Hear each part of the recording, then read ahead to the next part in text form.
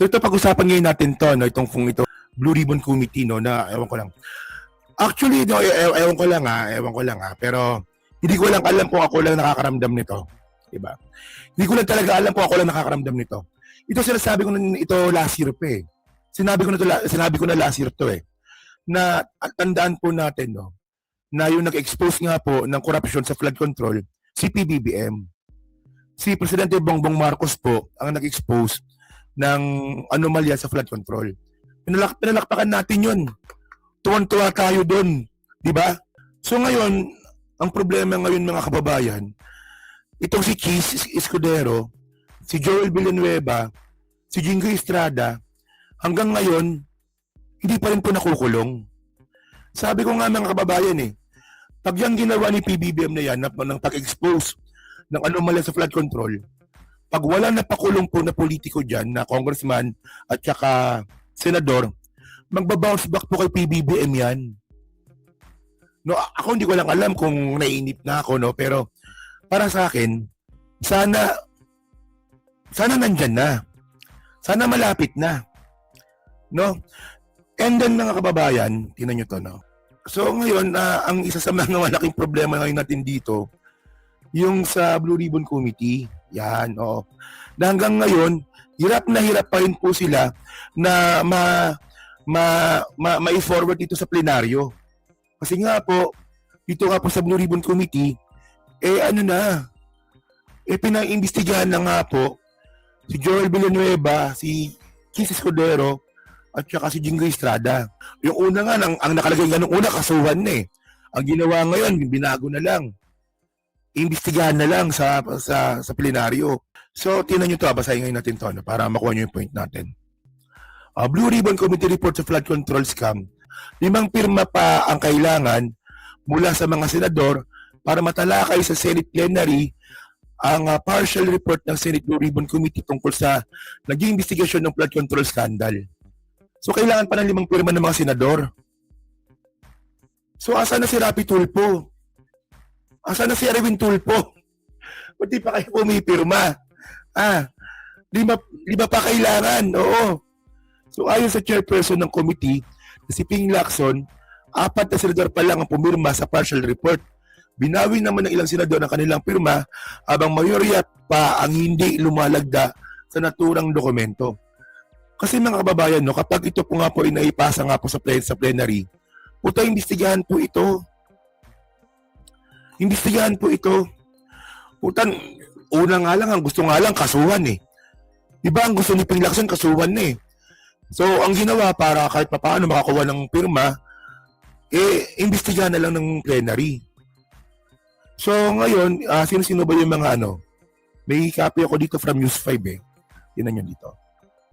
So, ang pumipirma pa lang, mga kababayan, 4. Oo. O, tinan nyo Puta, mga dilawan pa. Bam Aquino, Rizon Taveros, Kiko Pangilinan, Ping Lacson. Diba, tingnan ninyo Actually, wala namang kakasuhan pa eh. Iimbestigahan pa lang eh. Dito natin makikita mga kababayan, no? Kung ano ba ang mas importante sa mga senador. Katotohanan ba? O yung pagiging kaibigan nila sa kapwa nila senador? Kaya nga ako, marami na po talagang nananawagan na yung Senado, ipasarado na lang yan eh. Kasi tandaan nyo mga kababayan, no? Yung mga senador, mga streetwise, wala namang constituents yan eh. Wala namang constituents po mga kababayan yung mga senador. So anong kwenta ng mga yan? Pampatagal nga lang yan sa totoo lang eh. O tinan ninyo imbestigahan pa lang si Jinggoy, si Chis at saka si Joel, hirap na silang iakyat. O kasi nga magtutropa talaga yung mga yan. Ito yung mga hindi pumirma. Kasi ba ito hindi pipirma yan? Ito. O dito lapid naman, sige na. Gumawa ka naman ng tama. Okay. Si Tito Soto di pa pumipirma, syempre. Si Robin Padilla, wala, ito to. So ngayon, ang nakakatawa dito, merong bumawi ng pirme. Saan na ba yun? May bumawi ng pirma, di ba? Si JV, si Win, at saka sino yun? Sino, si Subiri, si Subiri pala. Kaya medyo nahirapan ako magsalita, so, ito yung mga hindi pa pumipirma, tapos mayroong bumawi ng pirma. Si JB, si Jubin Gatchalian, at saka si Subiri. Tama. So, ewan ko ba, no? So, wala talaga, no? Wala talaga mangyayari dito. So, ngayon, sabi ngayon dito ni Ping Lacson, ito to. Basahin natin tong niya. Wala talaga tayong mapapala sa Senate pag ganyan. Ang problema talaga sa Senate, sistema talaga di ba? Para sa kanila, mas importante yung politika ng kapwa nila senador kaysa katotohanan. Puta, tingnan ninyo mga kababayan, no? Sa tingin ko napaka-unfair nun Di ba? Napaka-unfair nun. No? Na yung kapwa mo senador nagnanakaw ng pera sa flood control, tapos ikaw, sabihin na natin na wala kang kinalaman, parang tinotolerate mo sila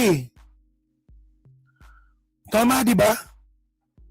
Parang tinotolerate na po ng kapwa senador, yung kanyang kapwa senador, kahit talaga nakaw na. Wala namin, wala talaga. Wala tayong mapapala dito.